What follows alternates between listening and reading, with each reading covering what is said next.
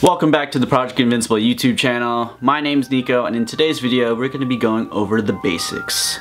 Today we're going to be talking about progressive overload, what it is, and how to apply it to resistance training.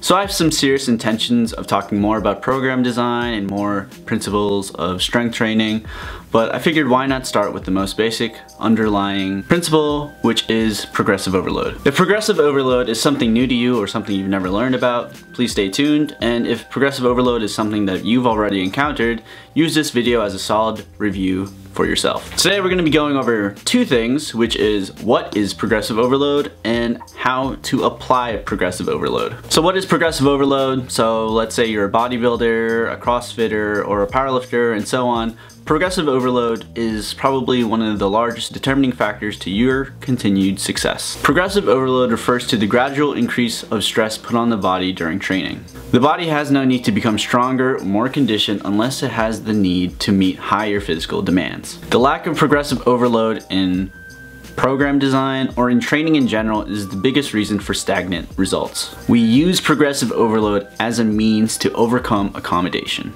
So sidebar real fast, what is accommodation? Accommodation is really just the staleness in training, so your lack of progress, and also it's just a thing that stops you from continually getting better. Accommodation can happen in just as few as a few weeks, so we're trying our best to avoid that. Proper manipulation of acute program variables alters the training stimulus. And if the stimulus exceeds the individual's conditioning threshold, then further improvements in muscular fitness can take place. So that's enough about what progressive overload actually is and its importance.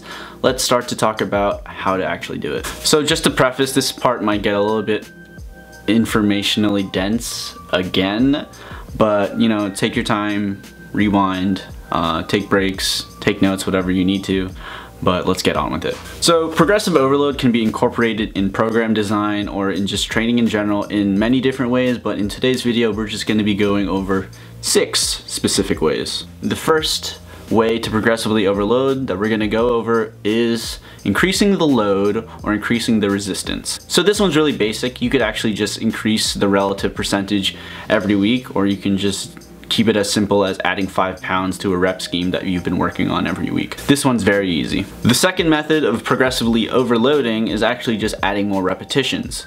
So let's say you work within a rep range of 8 to 12. On week 1, you do 8 reps of a given weight. On week 2, you do 10. On week 3, and so on, you do 12. And then you can use the first method to add more weight, and then you start over again. This is another very basic way of how to progressively overload. Okay, so the third way of progressively overloading, and this one's a little bit more controversial, but this one is actually just lifting velocity. By increasing your lifting velocity with a submaximal weight, you can actually produce a neural response. So for example, let's take any given percentage on one week, and then you do it another week, but you move this one faster, you are potentiating a neural response. So basically, if you train to move submaximal loads faster, you can potentiate a neural response. I'm really not going to be doing a deep dive on this right now, but this is a method of progressive overload. The fourth method of progressively overloading would be rest time manipulation. So you can either increase the rest time or you can reduce the rest time. By increasing the rest time, it actually gives you more time to recover, which allows you to have more potential to move greater loads because you have more time to rest. And for, let's say, hypertrophy or endurance athletes, we decrease the rest times to help potentiate a different adaptation. There are certain rationales for either one, but this is a way of progressively overloading by either lessening your rest time or increasing your rest time. We could talk more about it in the future. There are specific reasons and rationales for both manipulations here. Number 5 on the methods of how to progressively overload would be volume manipulation. So we're talking here about training volume in general. Training volume may be increased within reasonable limits, so let's say maybe 2 to 5% increases in training volume, and then they can also be accommodated depending on whatever loads are being called for. So from novice to kind of intermediate levels of training, small increases in volume typically enhance resistance training, so that's really kind of your bread and butter. Keeping it basic here is probably your best bet. However, with further progression, or as you get more advanced as a lifter, variation in both volume and intensity become more important in program design. And last but not least, maybe least. But number 6 would be supramaximal loading. This is kinda iffy. For supramaximal loading, you can use things like partials, you can use things like heavy negatives or forced repetitions if you have a training partner. This is something that will allow you to do beyond what you're actually capable of, sometimes more than 100% or beyond failure.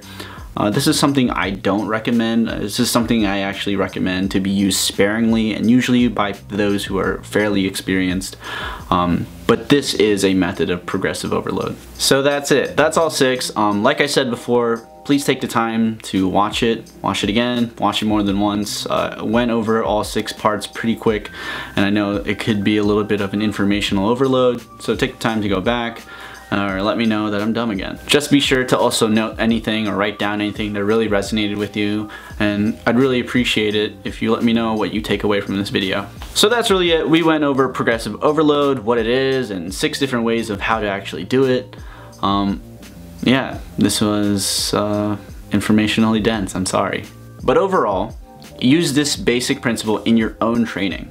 This is one of the most important principles in strength and conditioning, and it underlies most of, pretty much all of program design. If you enjoyed the video or if you learned something new, I really appreciate it if you share it, like it, comment your thoughts. It really helps out, and it really helps motivate me to continue making content for this channel. It was because of the success from my last video, which is why I'm going to continue to produce more videos from now on. Alright, that's enough. My name is Nico, and this is Project Invincible. I'll check in with you guys soon. Thanks for watching.